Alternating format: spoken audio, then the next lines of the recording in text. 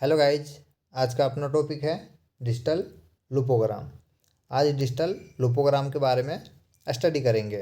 अगर आप हमारे इस बेसिक रेडियोलॉजी चैनल पे पहली बार आए तो चैनल को सब्सक्राइब करें। फर्स्ट पॉइंट क्या है डिजिटल लुपोग्राम का? It is a radiological examination of digital bowels. Digital loopogram क्या है? एक रेडियोलॉजिकल एग्जाम है जिसमें डिजिटल वोवेल का स्टडी करते हैं। डिजिटल वोवेल होता क्या है? जैसे वोवेल्स हो गया, एक होती है लार्ज वोवेल और एक होती है स्मॉल वोवेल्स। और डिजिटल से क्या समझते हैं? डिजिटल एक आप सुने होंगे डिजिटल होती है और एक प्रोक्सिमल। एक होती है डिजिटल पार्ट और प्रोक्सिमल पार्ट। तो अपना जो डिजिटल पार्ट है किसका? वोवेल्स का। जो डिजिटल पार्ट है वोवेल्स का, इसी का स्टडी करेंगे। और क्या देखते हैं डिजिटल वोवेल के बारे में? The part of colon.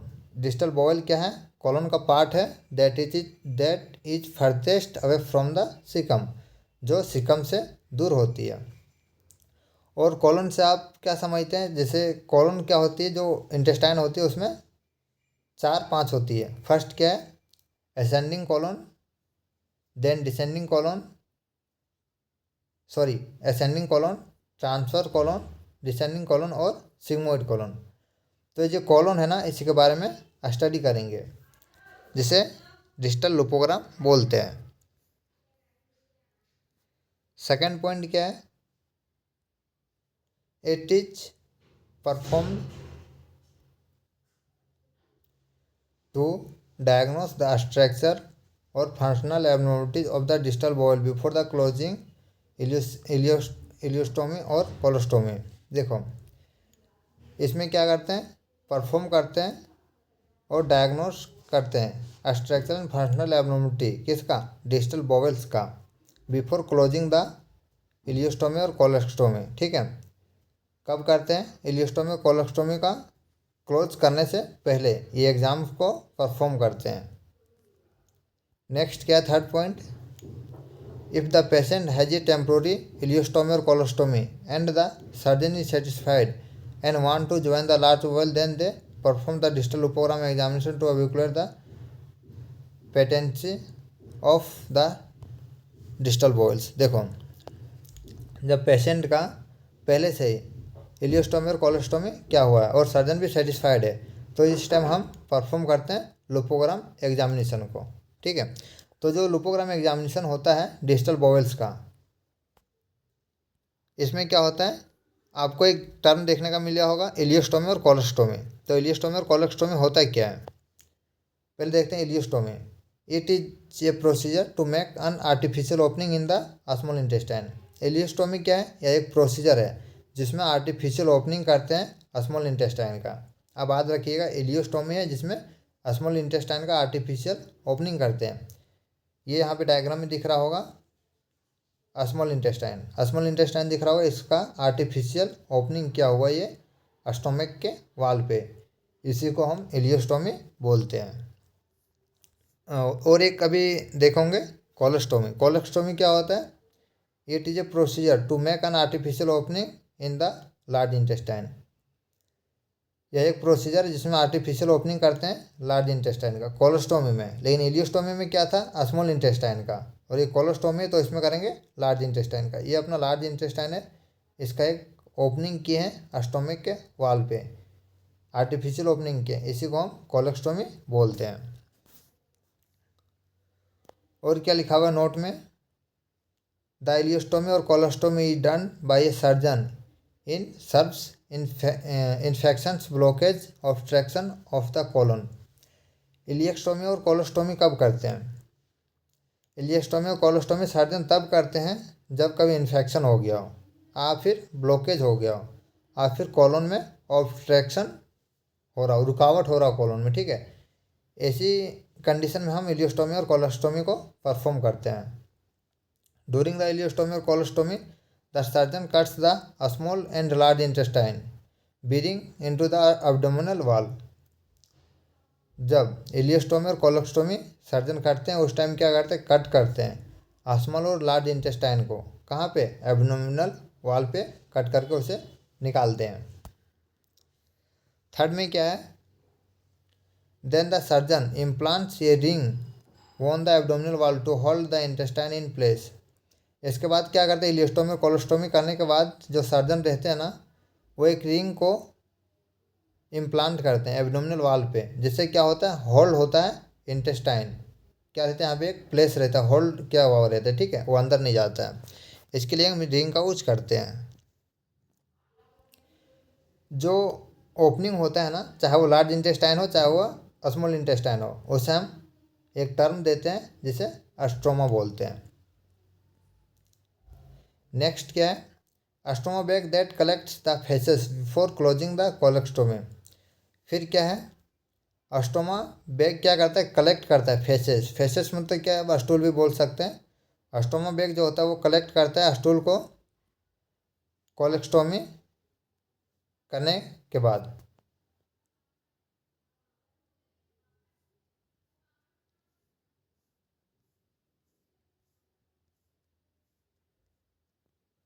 Next क्या है, the surgeon may perform a digital loopogram to seen the rest of the bowel is an functional abnormalities.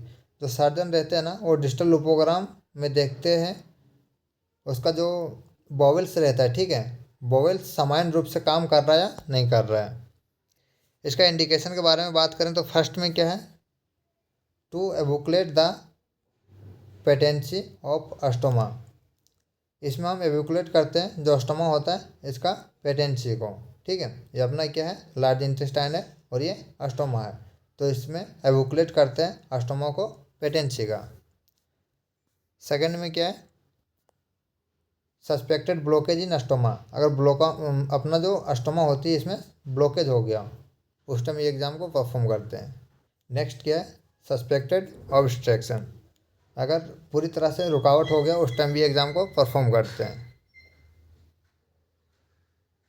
क्या है, बिफोर क्लोजिंग द कोलेक्स्टोमी। कोलेक्स्टोमी को बंद करने से पहले भी ये इन्वेस्टिगेशन को परफॉर्म करते हैं। तो इसमें एक ही कॉन्ट्राइंडिकेशन है, सस्पेक्टेड प्रेगनेंसी। अगर प्रेगनेंसी उस टाइम ये एग्ज़ाम को परफॉर्म नहीं करते हैं। अब देखते हैं कौन कौन सी इक्विपमेंट की नेसेसरी होती है इस इन्वेस्टिगेशन को परफॉर्म करने में। फ्लोस्कोपी होनी चाहिए स्पॉट फिल्म डिवाइस के साथ और इमेज इंटेंसिफायर की रिक्वायरमेंट होती है। सेकंड क्या, लोकल एनेस्थीसिया भी रिक्वायरमेंट होती है।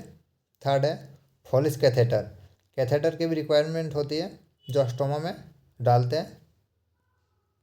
फोर्थ क्या है, कॉन्ट्रास्ट मीडिया, कॉन्ट्रास्ट मीडिया की रिक्वायरमेंट होती है। थिन डेंसिटी बेरियम सल्फेट और आयोडीनेटेड वाटर सोल्यूबल और आयोनिक कॉन्ट्रास्ट मीडिया, इनकी क्या होती है, आवश्यकता होती है इस इन्वेस्टिगेशन को करने में। नेक्स्ट क्या है, एक्स्ट्रा अस्टोमा बैग, एक एक्स्ट्रा अस्टोमा बैग की रिक्वायरमेंट होती है। क्या है, अस्टोमा बैग है जिसमें फेसेस स्टोर होती है। नेक्स्ट है नॉर्मल सलाइन, नॉर्मल सलाइन की भी रिक्वायरमेंट होती है। सेवंथ में क्या है, गॉस, गॉस की भी रिक्वायरमेंट होती है। अस्ट्राइल टॉवेल, अस्ट्राइल टॉवेल की भी रिक्वायरमेंट होती है। Antiseptic solution, antiseptic solution clean करने के लिए रिक्वायरमेंट होती है। अब देखते हैं पेशेंट को प्रिपरेशन कैसे करेंगे इस इन्वेस्टिगेशन को करने के लिए। On the day the examination, the technologist should describe the whole procedure to patient and obtain written consent from the patient information of procedure। क्या होता है, एक दिन पहले एग्जामिनेशन के एक दिन पहले जो टेक्नोलॉजिस्ट होते हैं वो इस प्रोसीजर के बारे में पेशेंट को पूरा बताते हैं और उसके मुताबिक परमिशन लेते हैं इस प्रोसीजर को करने के लिए। सेकंड क्या है, the patient is asked to remove clothing and wear a gown hospital. इसके बाद पेशेंट रहता है जिस टाइम प्रोसीजर होता है उस टाइम जो कपड़े पहने रहते हैं उससे रिमूव करवाते हैं और गाउन हॉस्पिटल को पहनाते हैं। इसके बाद प्रोसीजर स्टार्ट करते हैं। प्रोसीजर स्टार्ट करते टाइम हम क्या करते हैं, एक इंट्रावेनस लाइन इंसर्ट करते हैं पेशेंट के आर्म में। यह इसलिए नेसेसरी होती है क्योंकि एक सेडेटिव मेडिसिन होती है, एक सेडेटिव मेडिसिन होती है जो पेशेंट को देते हैं जिससे पेशेंट क्या होता है, रिलैक्स होता है। नोट में ये सेडेटिव ड्रग के बारे में लिखा हुआ है, drug that slow down the brain. ये ड्रग क्या करता है, ब्रेन को स्लो डाउन कर देता है। अगर ब्रेन ही स्लो डाउन हो गया तो क्या होता है, बॉडी का जो फंक्शन होता है ना वो भी स्लो हो जाता है। नेक्स्ट क्या है 4th पॉइंट में, the patient is placed in supine position. Drug दे दिए, उसके बाद क्या करेंगे, पेशेंट को सुपाइन पोजिशन में लिटा देंगे फ्लोरोस्कोपी टेबल पे और अस्टोमा बैग को रिमूव करेंगे। जो अस्टोमा पे जो अस्टोमा बैग लगी रहती है इसे रिमूव करेंगे फ्लोरोस्कोपी टेबल पे लेटाने के बाद। After then the a stoma bag is clean with the antiseptic and the local anaesthetic is applied on the a stoma. इसके बाद क्या करेंगे, अस्टोमा बैग को क्लीन करेंगे, निकालने के बाद क्लीन करेंगे और उसके बाद एंटीसेप्टिक, अब वो क्या बोले थे कि एंटीसेप्टिक की भी रिक्वायरमेंट होती है, फिर एंटीसेप्टिक से क्लीन करेंगे, उसके बाद लोकल एनेस्थीसिया को अप्लाई करेंगे अस्टोमा पे। क्लीन हो गया उसके बाद एंटीसेप्टिक जो है एनेस्थेटिक जो है वो अप्लाई हो गया अस्टोमा पे। इसके बाद रेडियोलॉजिस्ट क्या करेंगे, 10 से 15 सेंटीमीटर फोलिस कैथेटर को अस्टोमा के थ्रू डिस्टल बोवेल्स में अंदर करेंगे फ्लोरोस्कोपी गाइडेंस के द्वारा। ये क्या कर रहे हैं, ये है फोलिस, 10 से 15 सेंटीमीटर फोलिस क्या करेंगे, अंदर करेंगे अस्टोमा में फ्लोरोस्कोपी गाइडेंस के द्वारा। जब फोलिस अंदर हो गया उसके बाद the small bowels of Foley's catheter should be infilled in 5 ml water. फिर 5 ml वाटर से उसे जो कैथेटर है उसे इनफिल्ड करेंगे, फिक्स करेंगे। The balloon keep the catheter in the correct position in the a stoma. फिर क्या होता है, जो कैथेटर होता है वो करेक्ट पोजिशन में अस्टोमा में फिक्स हो जाता है। Then the dilute iodinated contrast और thin barium sulphate is injected through the catheter under the fluoroscopy guidance. इसके बाद क्या करेंगे, जो हमारे पास कॉन्ट्रास्ट था डाइल्यूटेड आयोडीनेटेड कॉन्ट्रास्ट मीडिया और थिन बेरियम सल्फेट, क्या करेंगे, इसे इंजेक्ट करेंगे कैथेटर के थ्रू फ्लोरोस्कोपी गाइडेंस के द्वारा। ठीक है, जो अपना कॉन्ट्रास्ट था कौन कौन सा, डाइल्यूटेड आयोडीनेटेड कॉन्ट्रास्ट मीडिया और थिन बेरियम सल्फेट, इसे क्या करेंगे, इंजेक्ट करेंगे कैथेटर के थ्रू फ्लोरोस्कोपी गाइडेंस के द्वारा। अपना क्या हुआ, कॉन्ट्रास्ट भी इंजेक्ट हो गया।